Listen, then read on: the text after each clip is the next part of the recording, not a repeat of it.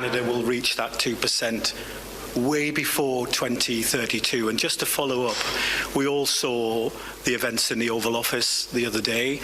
President Trump has been very critical of your own defense spending. Given what we've seen, do you see President Trump as an ally or an adversary in all of this? All things considered, everything that's going on in Canada, I gotta say, this video has it all. We've got Pierre speaking, calling Carney a liar and taking little pot shots at Trudeau. We have Trudeau, who's reversing his position on military spending. We also have Trudeau running to the king going, please, sir, can I have some more sovereignty? Because obviously America has threatened to annex Canada. It's a joke, but not a joke. It'll happen, but it won't happen. We're going to have to wait and see. And then Freeland, who's doing one of her final campaign pitches, I guess, in front of blue collar workers, thinking that she's going to win over people's hearts, even though she's screwed over millions of people in the past. Anyways, all of that is in this video. So I highly encourage you guys to stick around for the full thing. Welcome back to the channel. Welcome back to another video, everybody. Before we get into it, I do want to encourage you guys to hit the like button and subscribe to the channel. It does really help grow. And once you subscribe, there's a little bell icon. If you can just click and tap that, that's just so you get notifications, or at least it's like a insurance precautionary measure. So you have an increased chance of actually being notified of these videos. Let's just get into it, shall we? There's a lot to cover.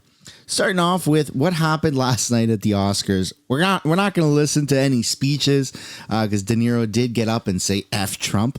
That was kind of interesting. But this is what Adam Sandler was wearing, and I can totally kind of relate to showing up to formal events looking like that, since I did show up to the annual general meeting for the BC Conservatives in jeans and flip-flops. So keep it real, Mr. Sandler. And then you've got Zelensky, who's telling U.S. that they will have to send their sons and daughters to fight if Article 5 of NATO is triggered, which is crazy because he's not a part of NATO. The U.S. will have to send their sons and daughters exactly the same way as we are sending their sons and daughters to war, and they will have to fight because it's NATO that we're talking about, and they will be dying.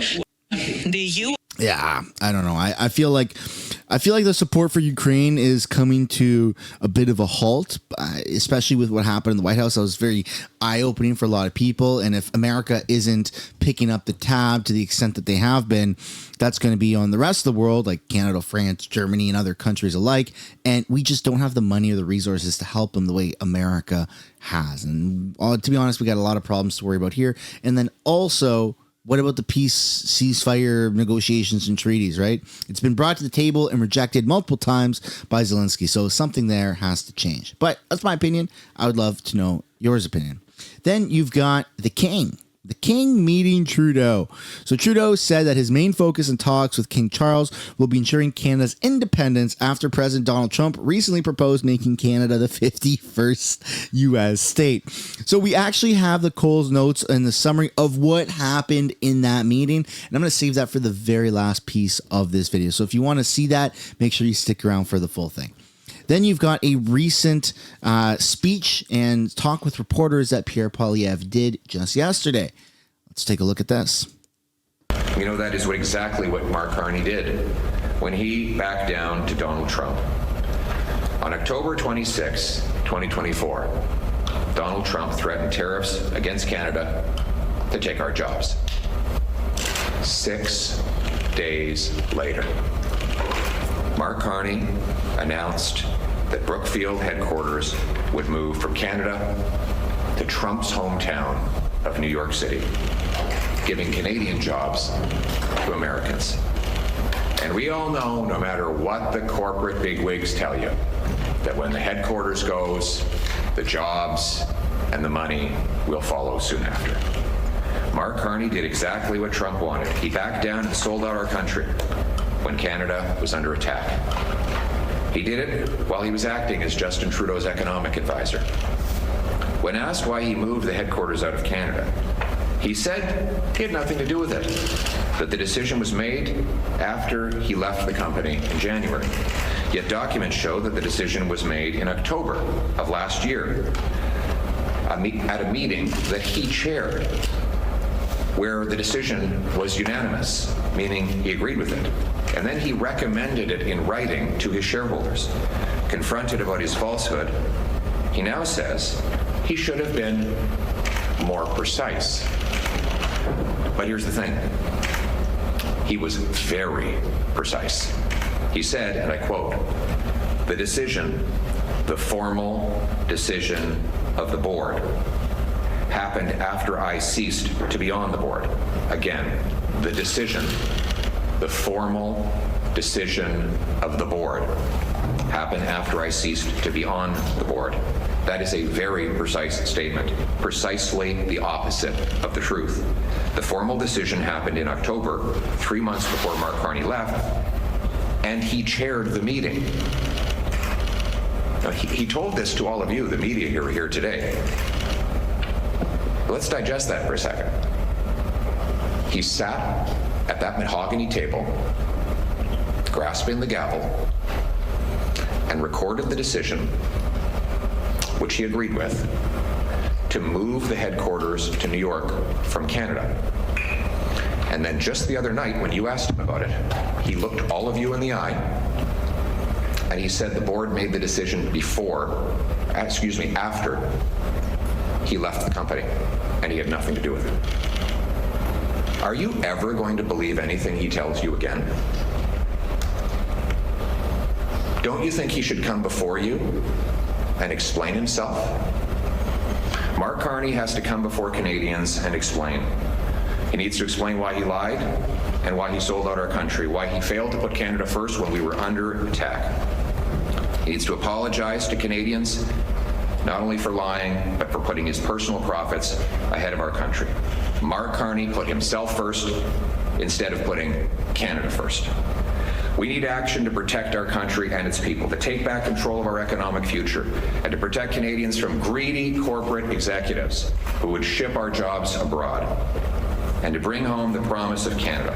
There is definitely a tremendous amount of sketchiness around Mark Carney. I mean, the guy is full of doublespeak. He says something in Quebec, and then he, flies over to Alberta or BC and says something completely different. The guy is a walking, hungry hypocrite. He's a walking controversy. So yes, investigating his financial assets, being transparent about that, I think that's going to reveal quite a bit about who Mark Carney is. Let me know down in the comments if you guys agree with that, because I gotta be honest. I feel like Carney is Justin Trudeau 2.0, but way worse, like a more evolved, more manipulative, more dangerous version of the Justin Trudeau that we have ever seen. I could be right, I could be wrong, but let me know what you guys think about that.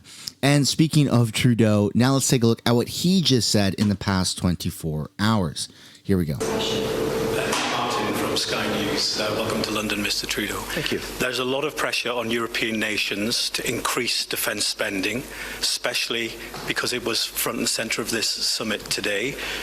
Sir Keir Starmer has announced an increase in defence spending for the United Kingdom. But as you'll know, Canada continues to not spend enough.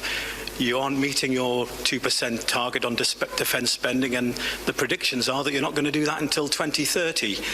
That's not good enough given the change of events, is it? Well, the world has changed. The time of peace that we had after the Cold War has been upended, and it is now necessary for countries to be spending significantly more on defense. And Canada is no exception to that. When I took office in 2015, Canada was spending, despite the NATO guarantee of a few years before, Canada was spending less than 1% on defense. It was my government that has tripled defense spending between then and 2030, and we're actually on track to reach that 2%. Now, we understand we all need to do more, and we are busy doing more, including buying 88 F-35s, moving forward on a dozen new submarines to help patrol the Arctic, making investments in NORAD, making investments in capacities, including making investments for Ukraine. And we will continue to do more. That is what not just our including making investments for Ukraine. This is why people have trust issues. He has already given Ukraine $20 billion in the last handful of years. That's insane. So when you're talking about all these cool little gadgets that we're going to be getting, F-35s and all that stuff, man, that's pretty sick that Canada's actually going to be getting stuff like that, right? That's pretty freaking cool. But in submarines, frick yeah, man. Let's put more money into our military. But how much of this stuff are you going to be giving away to other countries? I don't trust you to keep that here for us. You've already given away a bunch of our lives, millions of rounds of ammunition, boots on the ground troops. Like, you've already given so much away, and money. So as much as we're increasing our military, I don't know if we are even going to keep it, or we're just going to give it away to other countries, man. It's a little concerning. Allies expect. That's what Canadians expect, and we will keep doing that. But do you think... Yeah, I don't trust the Liberals to handle this. I really don't. Way before 2032, and just to follow up, we all saw the events in the Oval Office the other day. President Trump has been very critical of your own defense spending. Given what we've seen, do you see President Trump as an ally or an adversary in all of this? The United States will always be an ally. Americans and Canadians, and indeed allies from around the world, have stood and fought against tyranny and fascism and Nazism and stood and died together on battlefields across Europe and in various places. We will continue to work together to build a stronger world. Yeah, I mean, that could be your interpretation, my guy, but it seems like America feels wildly differently. He didn't answer the 2% goal. Canada is struggling to hit 2%, and that's the bare minimum contribution. It's like a cover charge or buying a ticket to a sporting event. If it's $200 to get, tickets to a hockey game, you can't show up with $50 and say, "Wow, can I get those same seats?" It's like, no, it's not negotiable. Like, it's 200 or 250 or whatever I said minimum. And Canada's been, really taking advantage of our position in NATO and our lack of actually contributing to our defense budget.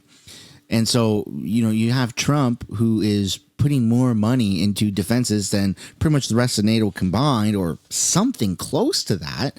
And if he's already said, just in passing, that he wants to take it from 2% all the way up to 5%, if we got a new Liberal government, right? If Carney wins for whatever reason, we're screwed. I don't know how to emphasize this enough. Canada is done for. There is no way that Carney can go from 1.3% to 5% for our defense spending, while all these commitments to giving our stuff to other countries still goes on. It's just not going to happen. And if Carney doesn't win the Liberal leadership race, then I assume that it'll be Chrystia Freeland. So let's take a look now at what she just had to say when speaking with reporters. Canadian steelworkers, Stelco, and we've been through this before.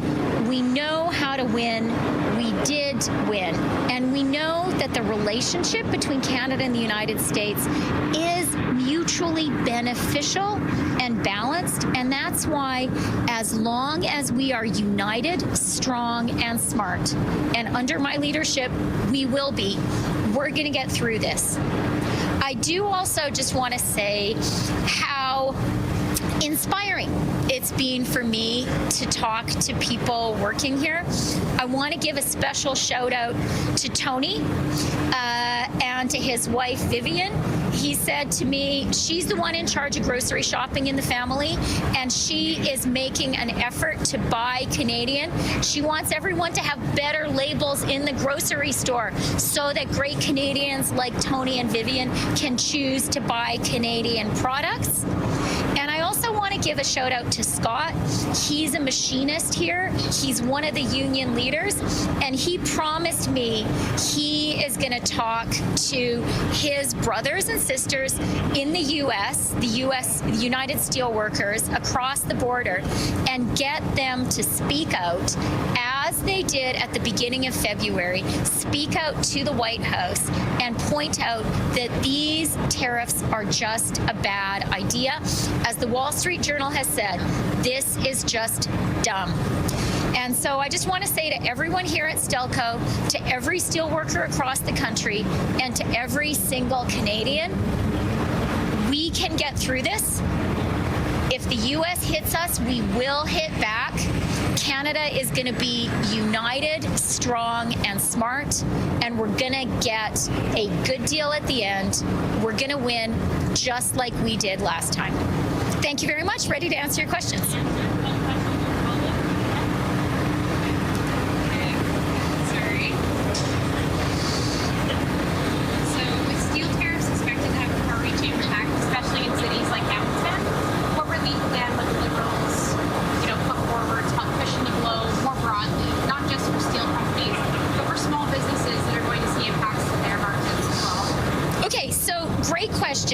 And we need a three-part plan. Part one is fight the tariffs. Be strong now. Tariffs are not yet in place, and the Americans need to hear from us right now. They need to hear from me today that if they hit us, we will hit back, and that is going to have an impact. Something Canadians need to remember is, yeah, we depend on the United States, but they depend on us too. They buy stuff from us. The stuff they buy from us, they really need. And when they impose tariffs on what they import from Canada, they are going to make prices at the grocery store higher in the U.S. They're going to make it more expensive for Americans to fill up their tanks with gas. And they also need to know that if they hit us, we will hit back. As Prime Minister, I will impose a dollar-for-dollar retaliation, and it is going to be surgical and targeted, so it does the minimum harm to us and creates the maximum pain in the people who have the most influence with Donald Trump. One of the things that will be included in my retaliation is 100% tariffs on Teslas. So fighting back against the tariffs, creating pressure in the United States. So people are calling up the White House and saying, this tariff war is dumb. It is self-mutilating. That's the first thing we need to do. The second thing we need to do, and Tony, one of the guys who works here, raised this with me, is we need to seize the opportunity that this crisis offers us, and we need to work hard to make Canada stronger and more resilient. Now is the time to just cut barriers to interprovincial trade. Now is the time to diversify our export markets. Now is the time to get more big things built in Canada using our great Canadian steel. So that's job number 2. And then job number 3, and I'm grateful for the question because I want the people who work here at Stelco, the people of Hamilton, to hear this very clearly. We will stand by you. Canada understands how fundamental steel is to our national economy. And if the tariffs do come, Canada will be here to support you. As Prime Minister, I will do that. I stepped up during COVID to support small businesses and workers, and we will do that again. Yeah, I don't want her in power. I don't trust her at all, man. I cannot stand Chrystia Freeland. And my interpretation of everything that's going on is if she loses, and I think that she will lose this race for the Liberal Leadership Party, if and when she does lose, I think that that's it. I think that she's going to step down from politics. There's no way she's gone from being Justin Trudeau's second in command, having our nuclear codes type of thing, right? Like if something happened to Trudeau, Freeland at one point would have been prime minister, to then being not part of Carney's cabinet. She would have been just a regular old Liberal MP. And I just don't see that happening. I think people are fed up with her. I think her own colleagues are fed up with her. I think that the Canadian public is absolutely just freaking fed up with Chrystia Freeland. So that's what she had to say. Let's take a look now at her answering a question about the tariff war. Here we go. As finance minister, I identified that we have a common interest in acting on China. But I do want to be clear to our U.S. neighbors. We can only be a good partner for you if you are a good partner for us. That is the exit ramp for you. That is why it is time to abandon what the Wall Street Journal has called the dumbest tariff war in history. So, American neighbors, just don't do this dumb thing. And now is the time to work closely with Canada on an economic partnership. But make no mistake, if you hit us, we will hit back. And let me be very, very clear. Our sovereignty is not up for negotiation. Let me be clear, Mr. Speaker. Look, and you got no negotiating power. Any Canadian politician that's puffing up their chest like that, going, "We're gonna hit you back, dollar for dollar." Who are you trying to intimidate? It's the United States of America. It's like a mosquito flying around on your arm going, "I'm going to freaking kill you, man. I'm going to kill you. I'm going to kill you." Like, okay, done. That's it. That's all America does. Mosquito gone, right? That's the position we are in. So the fact that these Canadian politicians are trying to rally up patriotism, dollar for dollar tariffs, come on, man. Anyone who's falling for that, I encourage you to open your eyes and think a little bit more critically, because we don't stand a chance in any form of a trade war with America.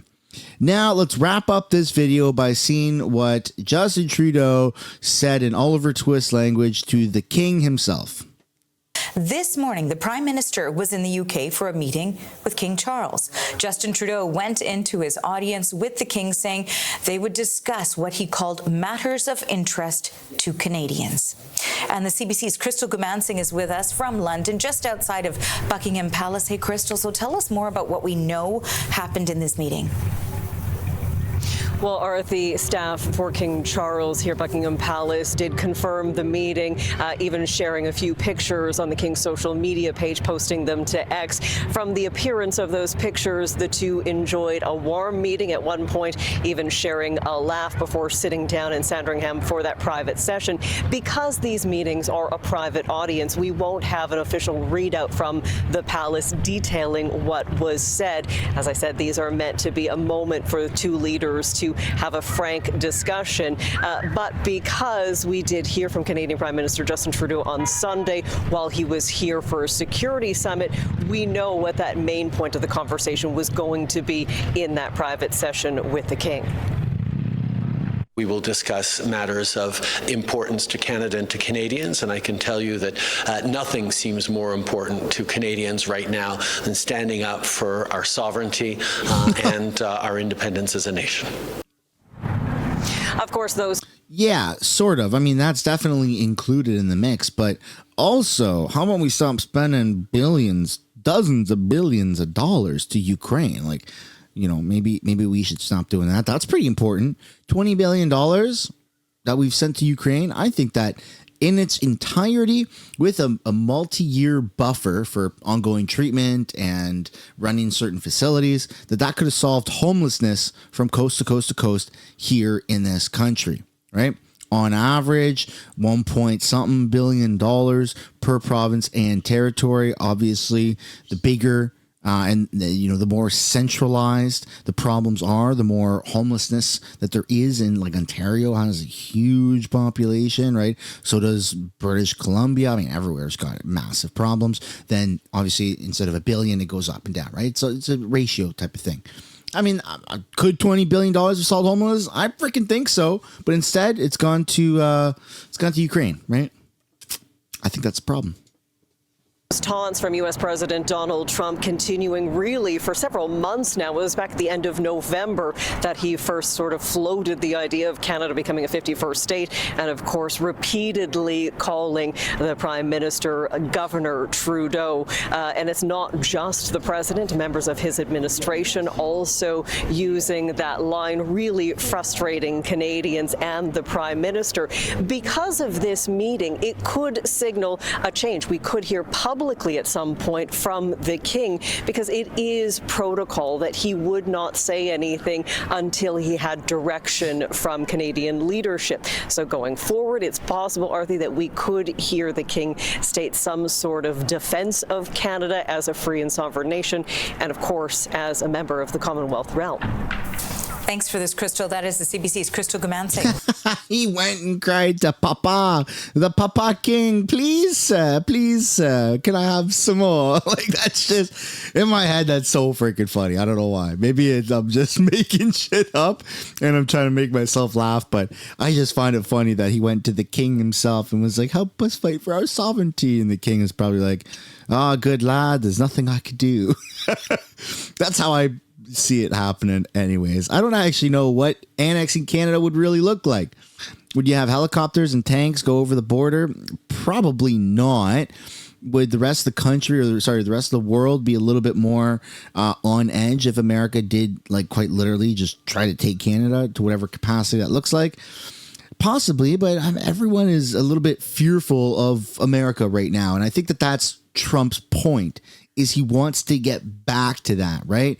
Just how when, Putin walks into a room or Putin does anything, the world's like, oh my God, World War, whatever. He's got a briefcase and he's going to China. He's got the nuclear codes. Holy crap, what's happening? I think Trump also wants that level of respect / fear. And those words are a little bit interchangeable.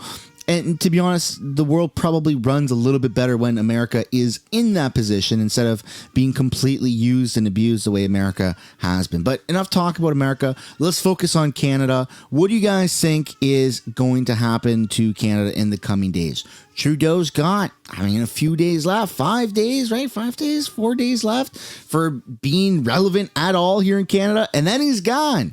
And then it's going to be Freeland or Mark Carney. So let me know what you guys think down below in the comments about any of the topics that were covered in this video. And I look forward to seeing you guys in another one, maybe later today or tomorrow. On your way out, if you haven't yet already, I'd like to encourage you guys to hit the like button and subscribe. And I'll see you all later. Bye for now.